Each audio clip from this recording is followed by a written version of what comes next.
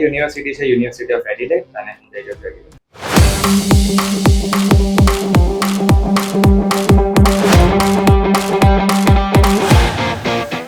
My name is Namra Patel. મારી university છે university of Adelaide અને હું તેજસ રેગ્યુલર. મારા કાઉન્સિલર હતા દ્રષ્ટિ મેમ.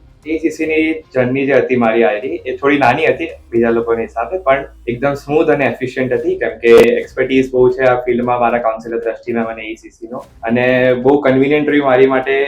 શોર્ટલિસ્ટ યુનિવર્સિટી શોર્ટલિસ્ટ કર્યા પછી અને બીજા ડોક્યુમેન્ટ સબમિટ થયા, જલ્દી પ્રોસેસ પતી ગઈ અને બીજા કરવા જાત તો આવું સારું આઉટકમ ના મળે. બહારની જગ્યાએ મેં બધા પૂછ્યું હતું, એ લોકોને આટલું નોલેજ નતું યુનિવર્સિટીઝનું, આટલા કનેક્શન હતા યુનિવર્સિટીઝ જોડે, અને એ લોકો બહુ પ્રોસેસમાં એટલું કમ્યુનિકેશન સારું નતું એ લોકોનું, પ્લસ એટલી જે અહીંયા સ્મૂથ થઈ જાય પ્રોસેસ એટલી ત્યાં ના થતી, એટલે અહીંયા મારે બહુ સારું ડિસિઝન હતું કે અહીંયા આવ્યું અને સારું થઈ.